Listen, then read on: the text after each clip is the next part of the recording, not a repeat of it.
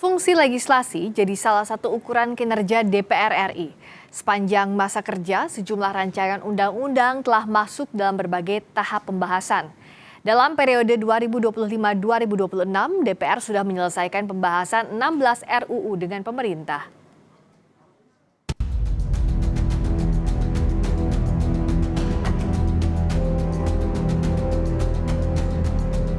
Membentuk undang-undang bukanlah pekerjaan yang dilakukan secara sepihak di balik pintu tertutup. Sesuai amanat konstitusi, berdasarkan pasal 20 ayat 2 Undang-Undang Dasar 1945, setiap rancangan undang-undang dibahas bersama oleh DPR dan Presiden untuk mencapai persetujuan bersama. Memasuki tahun sidang 2025-2026, fungsi legislasi DPR RI terus didorong untuk lebih terbuka, transparan, dan responsif. Suara dari berbagai lapisan masyarakat, mulai dari akademisi, asosiasi profesi, hingga kelompok masyarakat sipil, kini menjadi bagian penting dalam setiap tahapan penyusunan regulasi, baik secara langsung dalam rapat dengar pendapat, maupun melalui portal aspirasi digital. Aspirasi dan suara rakyat menjadi pondasi utama dalam setiap penyusunan undang-undang.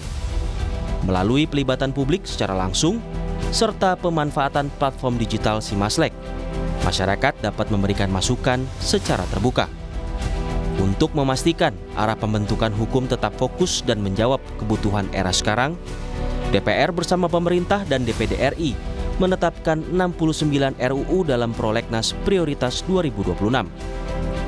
Penataan ini dilakukan agar setiap undang-undang yang dirancang benar-benar tepat sasaran dan membawa manfaat nyata bagi masyarakat. Sepanjang periode ini, 14 RUU berhasil disahkan di rapat paripurna dan 11 diantaranya telah resmi diundangkan.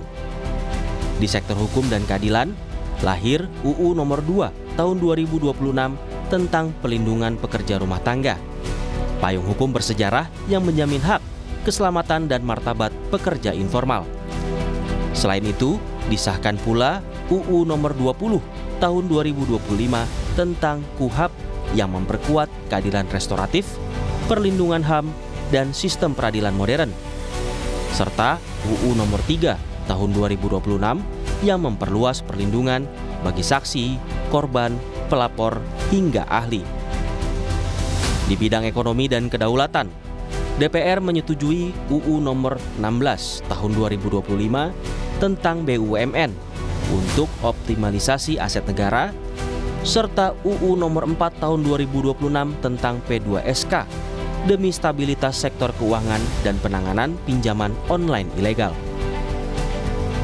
Untuk kedaulatan wilayah, lahir UU nomor 21 tahun 2025 tentang pengelolaan ruang udara yang mempertegas kedaulatan penerbangan serta integrasi ruang udara sipil dan militer.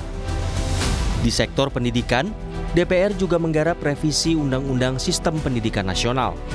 Salah satu persoalan yang menjadi perhatian adalah ketimpangan kualitas guru. Kualitas dan standarisasi guru dinilai menjadi salah satu kunci untuk memperbaiki mutu pendidikan secara nasional.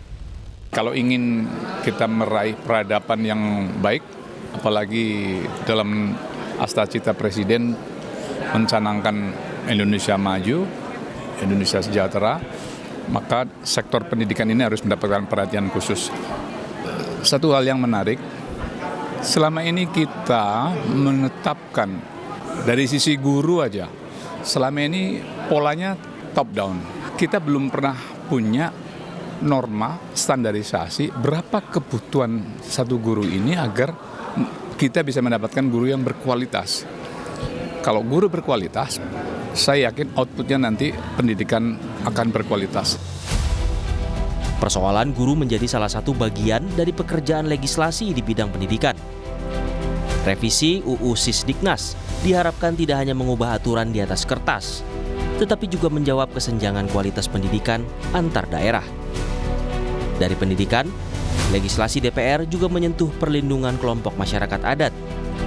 RUU Masyarakat Hukum Adat menjadi salah satu RUU yang masih dalam proses pembahasan. Balek menilai regulasi khusus dibutuhkan untuk memberikan pengakuan, perlindungan, dan kepastian hukum bagi masyarakat adat. Jauh ini kan mereka diakui oleh perda dan seringkali ada tabrakan undang-undang kan. Ketika RUU ini sudah menjadi undang-undang maka dia menjadi leg spesialis dan posisinya akan menjadi kuat. Nah tentu soal keragaman masyarakat adat di Indonesia itulah kekhasan Indonesia nanti kita atur dan saya yakin tidak akan punya dampak negatif lah karena mereka sudah eksis hidup turun-temurun ratusan tahun dan tinggal kita atur dan kita akui dan kita lindungi mereka. Pembaruan hukum juga melingkupi UU Penyesuaian Pidana, UU Kepariwisataan, hingga UU Kepolisian. Kerja legislasi bukan sekedar menerbitkan norma, melainkan membangun kepastian hukum yang menghadirkan keadilan dan kesejahteraan bagi seluruh rakyat Indonesia.